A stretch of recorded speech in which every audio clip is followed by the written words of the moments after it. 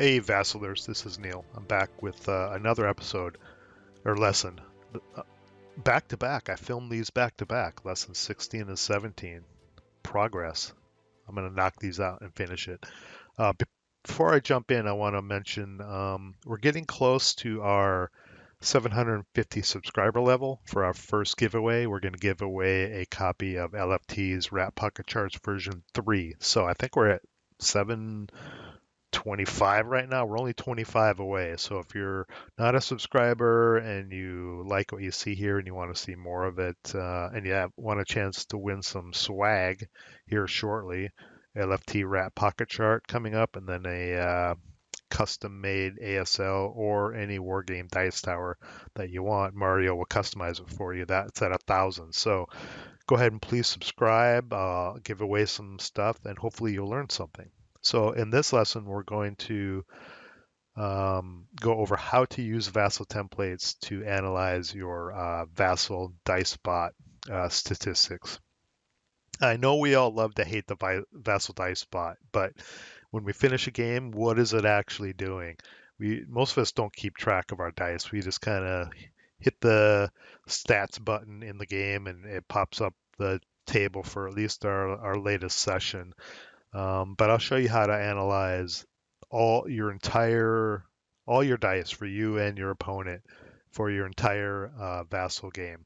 But to do that, the only way to do that is you must create a log file for your entire scenario that you've played. And that might entail creating multiple log files and basically stitching them together. And you can go back and look at, I don't remember offhand what lesson it is. Maybe it's lesson 14 to 13 on how to work 12, maybe. How to work with log files and creating log files, starting them, and stitching them together if you have log files for multiple sessions. So this will only work if you have a log file. It works on partial log files as well, any log file, but to get a proper set of stats from a game, you really need the whole scenario.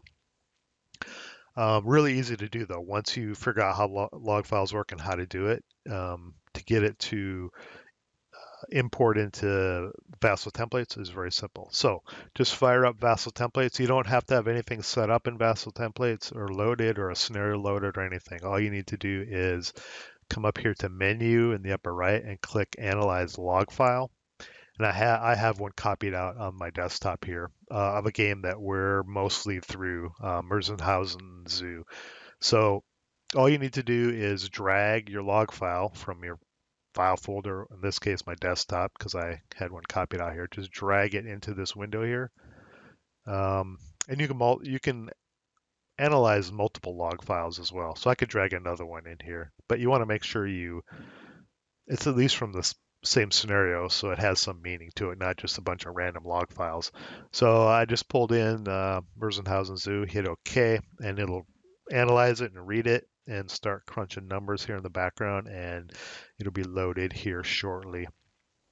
This scenario so far, I think we've made just shy of 400 rolls between the two of us. So you can see here it's popped in. And before I get into the sections, let me just talk about some of the settings here. So you can display right now. It's displaying all roll types for the stats. So this is all the rolls in the game. Doesn't matter if it was made as a infantry fire table, morale check, rally, what have you. It's just analyzing all of your dice rolls. If you want to analyze just your infantry fire table, you just come up here to roll type and click on infantry fire table, and it'll just show you the results for infantry fire table.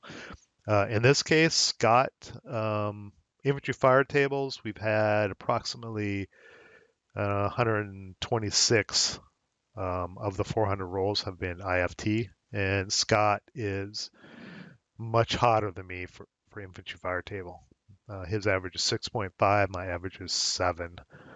If you want to look at morale checks, just click on morale checks. I'm a little better. Both of us kind of suck at morale checks, but I'm a little bit better than Scott, and so on. And you can look through and you can analyze as long as while you're playing your game in VASL, you use the appropriate button for the roll. You can break out the stats like this. If you just use other, you know, for every roll, you're not going to get this breakdown. You'll just have an other button. Or if you use the inventory fire table for every 2 dice rolls, that's all that will show up. So you have to make sure you use the appropriate button within VASL to be able to break these stats out. Okay. I'm just going to switch back to all. And there's a couple other settings. You can stack the bar graphs. I don't really use that one. I don't use no animations. Animations are kind of cool. And then you can change the colors of um, the two, whoever's playing, right? Me and Scott. In this case, it was a German versus American scenario, so I just changed the color to roughly German versus American colors. This is easier to see, especially when I incorporate it into my AAR videos later. Um, then you can download the data into an actual spreadsheet, CSV spreadsheet. If you want to do your own additional number crunching, you can do that. So that's it for kind of the settings. Let's go through the sections here. So the upper left section is die roll distribution, single die roll distribution. And you can see I made 60% of the rolls. Of all the single die rolls that were made, I've made 60%, Scott's made 40%. And here it shows the distribution. Of course, a single die roll has kind of a linear distribution, right? Each number has an equal chance of coming up. My average is above 3.5 is the average for one die roll. And Scott has been below for this scenario. So that gives you your single die roll for things like sniper checks or trying to recover a weapon, anything involving rolling one die. And then again, over here on the right is your 2 die roll distribution. Just about 50-50 on our rolls, 198 versus 194 of 392 die rolls total. And here it shows you the red line here is the expected distribution, right? So there's a 13.9% chance of rolling a 6, or if you roll a million die rolls, 13.9% of them should be a 6, right? So for each from 2 to 12, that's kind of the expected distribution. And then the bar graphs are our results: German blue, American green. In this case, me versus Scott. And you can see our distributions don't look bad, unless you get around the 6 to 8. I have a lot of 7s versus Scott, and we're both below distribution on our 6s and 8s. But overall, the distribution looks pretty decent from the dice spot in this game, and we're fairly even. Now this is a hotness score. How hot were the dice? According to this, Scott's dice were slightly hotter than mine. I wouldn't call this any huge discrepancy between the two from other games that we've played. I've seen games where one of us is way the scale goes above +1 -1. I've seen it up to like +10, and one of us is way down here. That's obvious that in some scenarios the dice spot favors one person or the other. In this case, it looks pretty even.